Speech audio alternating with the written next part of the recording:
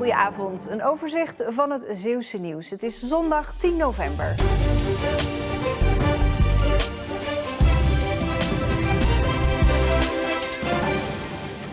Rapper Sykes vertegenwoordigde gisteren onze provincie met het nummer Oceaan bij het Regio Songfestival.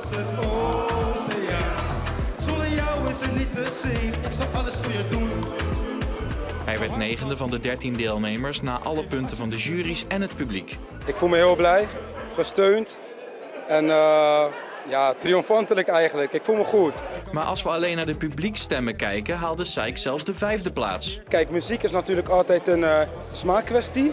Maar ik zag wel een paar keer een dusdanig laag cijfer dat ik wel dacht van hoe kan het gat met het publiek en de kijker thuis zo groot zijn met wat zij stemmen? Want voor het publiek was ik nummer 5. En dat gaat niet alleen maar omdat mensen heel veel hebben gestemd, want ook de zaal gaf een denderend applaus. Dus ik was wel een beetje in de war. De meegereisde fans zijn in ieder geval trots. Super trots, maar ik vind het wel heel jammer. Ja. Hoe kan dit? Je hebt juryleden van de andere omroepen die de muziekstijl misschien nog niet begrijpen. Snap je? Want hij heeft het supergoed gedaan en ik ben echt trots op hem. Echt, liefde naar Sykes. Het was de 2e keer dat het Regio Songfestival werd gehouden, waarbij alle 13 regionale omroepen van Nederland een artiest hebben gestuurd. Emma Luca uit Doetinchem heeft gisteravond gewonnen. Met haar liedje Illusie vertegenwoordigde ze Omroep Gelderland.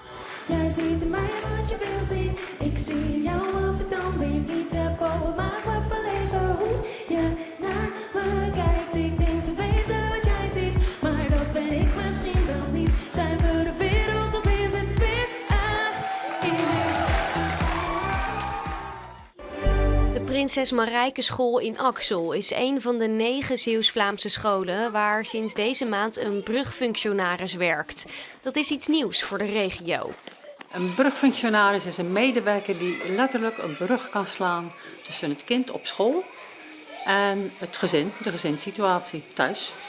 Het doet denken aan de veelal wegbezuinigde schoolmaatschappelijk werker, maar dan meer betrokken bij de school, zegt de neef. De brugfunctionaris werkt minimaal 12 uur in de week op de school en is onderdeel van het onderwijsteam. Je wil die leerkracht ontzorgen, maar je wil ook die thuissituatie ontzorgen. Je wil dat het kind beter op school functioneert, je wil ook dat het kind in die thuissituatie het goed doet. En door één iemand daar een scharnier in te maken, een spil in te maken, denken we dat we dat beter kunnen met elkaar. Een zelfportret van Peet de Smet.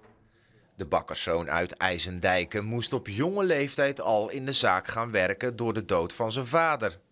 Peet kon daardoor pas op pensioensgerechtigde leeftijd gaan schilderen. Hij maakte in de jaren veel werk in en rond IJsendijken.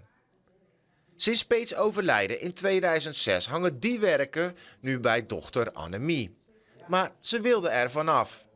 Daarom worden ze nu verkocht in de plek waar ze zijn gemaakt. IJsendijken. Het hangt mooi, het hangt goed, het lijkt allemaal passend en het is heel mooi werk. De ruim 100 schilderijen namen bij Annemie nogal wat ruimte in beslag. Daardoor kwam deze verkooptentoonstelling in IJsendijken. Er zijn een aantal schilderijen waarvan ik echt dacht, terug naar de bron. En dat zijn bijvoorbeeld de schilderijen van de piramide. Die zijn ook gekocht door iemand die daar woont. Het is precies zoals Annemie het in gedachten had. Toch is het voor haar ook een stuk afscheid nemen. Nu het hier hangt, denk ik, en al die rode stippen, alles verkocht, ik ga dat niet meer terugzien. Dat vind ik toch een moeilijk puntje, terwijl ik had er bewust voor gekozen. Het is goed zo, maar af en toe denk ik, oké, alles weg. Historisch IJsendijken en Stichting Levend IJsendijken krijgen de helft van de omzet. Het was vandaag de zoveelste grijze dag op rij met op veel plekken nevel. Maar heel erg koud was het vandaag niet.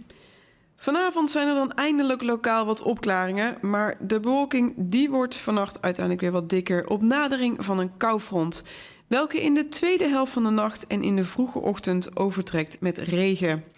Qua temperatuur liggen de minima vannacht rond de 9 à 10 graden langs de kust tot een graad of 6 in het binnenland. En dan morgen gaan we zowaar eindelijk de zon weer zien.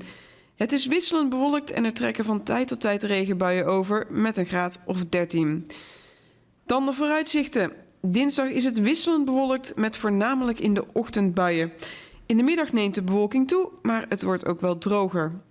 Woensdag is het overwegend bewolkt met lokaal regen. En zoals het er nu naar uitziet, zal die regen voornamelijk in de kuststrook zijn.